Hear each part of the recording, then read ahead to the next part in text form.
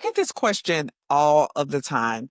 If I had to start completely over from scratch, what would I do differently? And I love this question because my honest answer isn't really something that you would expect. I would not start off by trying to save 20% for a down payment. I would not start off watching a bunch of YouTube videos for 2 years. And most importantly, I wouldn't be waiting until I felt ready. I'm going to walk you through exactly what I would do in what order based on 10 years of knowledge, 35 plus rental properties, and more. If you're brand new, this episode is absolutely for you. If you're not brand new, but you've been doing it for a while and you feel a little stuck and you kind of feel like you may be starting over, this episode is for you too. Welcome back to another episode of Wealth Within Reach. I'm Erica Brown, and I help teach people who are interested in real estate how to start, scale so that they don't burn themselves out and spend all of their money.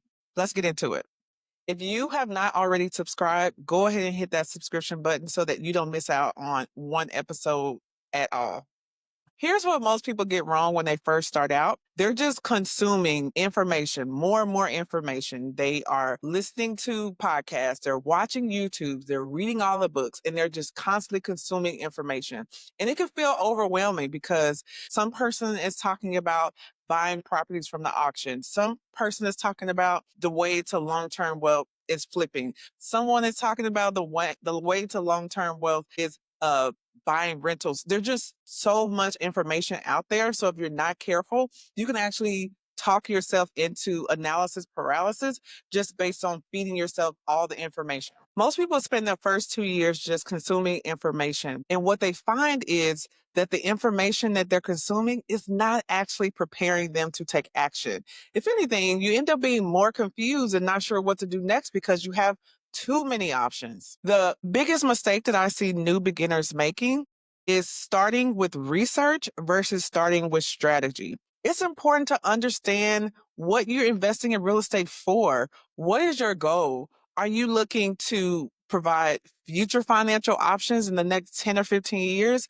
Maybe you love what you do currently and you're not looking to retire from your job or having to replace your income, but you do want to have future financial options. If that's the case, then there's a specific strategy in the way you should invest that aligns with that. Or maybe your job is getting on your nerves and you want to replace your income sooner rather than later. Well, that's its own specific strategy that you should focus on if that's the case. But just consuming so much information all across the board, if anything, it takes you further away from what you should be doing and closer to being more confused and not taking action. So if I was starting over, let me tell you exactly what I would do first. For me, when I first started out, I needed to replace my income. I needed money now. I needed to be able to have future options, but also focus on cash flow today. So I needed to get really clear on my number, on my financial freedom number.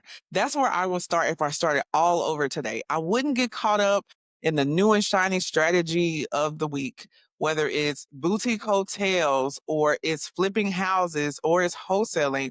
I would start getting very clear on my financial numbers. How much does my lifestyle cost? What is that actual real number? What would it cost to be able to replace my income with rental income? Maybe I can replace a portion of it with rental income and then I can create a business to replace the other part. I need to know what that actual number is, not just a range of what I think it would be.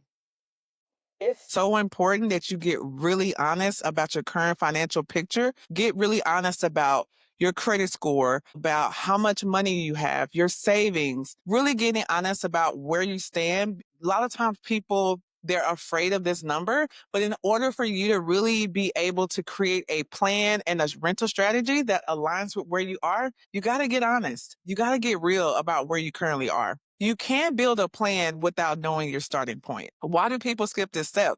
People skip this step because it feels like homework. This is not the fun stuff. The fun stuff is looking at properties and scrolling on Zillow. That's the fun part. But here's what happens if you don't do that. I see it happen all the time. You are Googling the best markets to invest in real estate. And what are those markets? You see Cleveland, you see Detroit, you see St. Louis, you see all these markets. And then you say, okay, I'm going to invest in real estate there. But then 5, 10 years come down the line and that property that you bought for 75,000 is only worth 90. And you're like, dang, now I'm in a season where I want to leave my job, but if I sell this property, I'm not going to make enough in order to be able to pay my current mortgage off, or I'm still only making $1,000 a month. That's not enough to cover my costs. And so what does that tell me? It tells me that your investment strategy doesn't actually align with your goals in your life. That's why it's important to start with your goals first, not what other people are doing, with your goals, with your current financial situation. Then you decide on a strategy according to that. If I was starting over today, here is the second thing I would focus on. I would try to avoid the new and shiny syndrome as much as possible. Let me tell you what I mean by that. There are so many real estate strategies out there, and the internet will convince you that you need to do all of them at one time. And if you don't do all of them at one time, then you're a failure. And it's absolutely not true. Okay. It is not true. There is a power in focus. Okay. Just because you are doing one strategy now doesn't mean that you can't try other strategies later. I always say that when choosing a strategy, you need to look at one, your financial resources. Your down payment is going to determine a lot of what you can do. Your alignment, what time do you have? How much time do you have to be able to invest in real estate? If you have a very demanding job, it's going to be really difficult for you to do a full renovation, right? But if you don't, then you may be able to have more flexibility. Looking at your time, your resources, and your alignment will help you to determine what strategy works best for you. And you may have a list of like three things you want to do. You may want to add a unit in your basement. You may want to buy a vacation rental in Puerto Rico, and you want to flip your first house. And because you want to do all three, you're having a hard time choosing which one you should start from. The best strategy to start is the strategy that gives you the quickest win. Which strategy is the lowest lift strategy as possible? And I say that because if you start with the most difficult strategy first, there's a good chance that if it's really, really hard and you haven't developed the muscle and you haven't began seeing the rewards of real estate in a real way, then it's going to be so hard and you're going to stop and you're going to never do it again. And because real estate is a long game, if you quit in the beginning, then you miss out on all the benefits of it later. So start off with the strategy that is the easiest and quickest for you. We call that the quick win. So for me, I did not start out with the quick win. And so it's kind of a miracle that I kept going. I started off with a completely full renovation. We went way over budget. We did not have the money when we went over budget. It was a disaster. Okay. So if I would have started off today, I absolutely probably would consider new construction. I would go to a builder. I would get the builder to buy down my interest rate. I will buy a property that is turnkey, brand new, that has a new HVAC, new roof, all these types of things, and start from there. Okay. And so that's what I would do, but maybe you would do something differently. Whatever that quick win is for you, that's exactly what you should do. Okay. Let's talk about financing. If I were to start over today, I would do a completely different financing journey than I did when I first got started. I know so much more now than I knew back then. Back then, I thought that the only way you can buy an investment property was putting 20% down, and that the only way to get 20% to put down on investment property was to save. And that is absolutely not true. There are probably 5 to 6 different things you could do outside of having to save up money every month, work hard every month in order to buy an investment property. Absolutely. If you're doing that, please stop, because there's so many other ways that you could do it. The 20% down myth is keeping so many people on the sidelines. It's crazy. That is not the only way to buy a rental property. If I were starting off, I would leverage so many other options. I would leverage getting a HELOC or a home equity line of credit to be able to help buy the property. I would leverage DSCR loans. I would even leverage using my 401k. This is one of the most underrated strategies that people do not talk about a lot.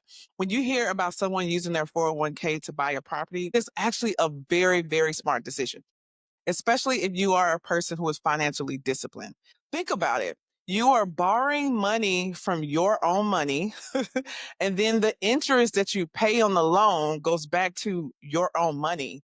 Why would that not be smart, right? And the beautiful thing is, if you're using it to buy your first property and maybe the goal is to move into your first property and then eventually turn that into a rental property, then there are so many companies and plans where they don't actually penalize you for taking a loan or a withdrawal from your 401k if you are purchasing your home. It's a super smart decision if that's something you're considering. If I started over today, I would even consider seller financing using private money. There's just so many different options. I passed up on so many deals when I was starting off because I didn't have this knowledge and I didn't have this exposure to all these different financing options. A big part of what I do when I'm working with my clients is helping to understand their specific situation. And then once I understand your specific information, I ask you a bunch of different questions and they help you put together a financing plan to help you buy your next property in a super safe, conservative way that also does not drain your savings. Because at the end of the day, cash is king. And I want you to be able to have the cash that you need in case something comes up, but still be able to grow and scale your portfolio. One of the most important things I would do differently if I started over today is that I would not be trying to build a portfolio alone. It is exhausting. It is lonely trying to be on this wealth building journey alone. I can't tell you how many rooms I walk into where I may be the only woman and definitely the only Black woman. And that's not the case. There are so many of us out there and we're helping each other and we want to see each other win and we're sharing resources and we're supporting each other.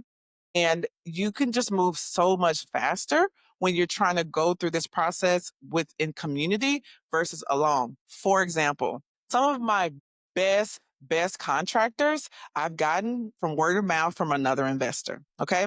Some of my best lenders and bankers, how did I find them? From a referral from a mentor or another person. Okay. It just doesn't make sense to have to start from scratch when there are a community of people that are available to you that will lock arms with you and go on this journey together. If you're thinking about maybe entering a new market or investing in real estate and you're starting from scratch, like you don't have anyone, a big cheat code to building a team quickly in a reliable team is having a community. Being able to get those referrals for your real estate agent, from your lender, from contractors. The beautiful thing is when you work with me, I'm able to send you all of these vetted referrals. So instead of you taking a chance, looking up Google reviews, meeting someone at a conference and hoping that they work out, being able to work with someone like me, you get to work with people who are already vetted and I've already worked with them.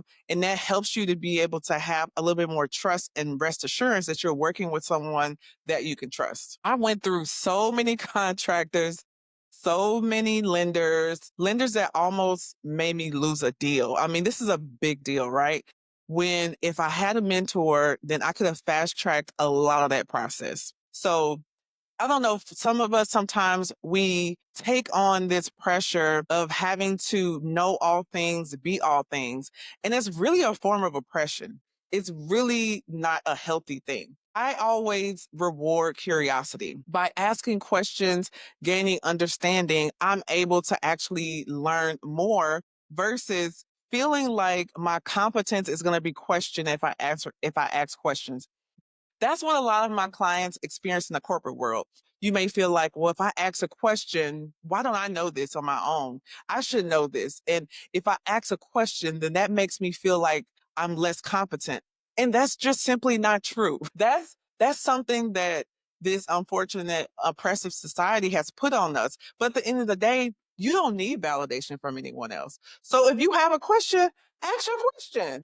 And that's the beauty about being a part of a safe community is that when something comes up, you feel safe to be able to ask your questions without feeling like you're being questioned or your competence is being questioned. The biggest thing I would tell this former version of me is that it's okay if you don't know everything. It's okay if you make some mistakes, but that you don't have to figure this out alone. You truly, truly don't. There is a whole community of people that are also trying to figure it out together, whether that's women, whether that's couples that are also on this journey to figure it out. And so you don't have to figure it out on your own. Yes, there is a learning curve, but just starting, not waiting until perfect conditions, not waiting until you feel ready. I would remind myself that life is always going to life. Things are always going to come up. But if I keep the course and whenever I'm going through something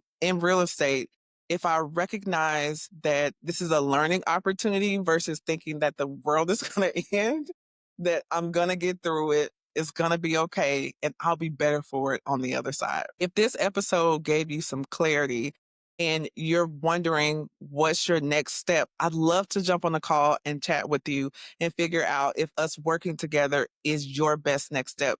You can actually go to the link below and you can book a call and we can jump on the call and see if I'm a good fit to work with you. Thanks so much again for watching another episode of Wealth Within Reach.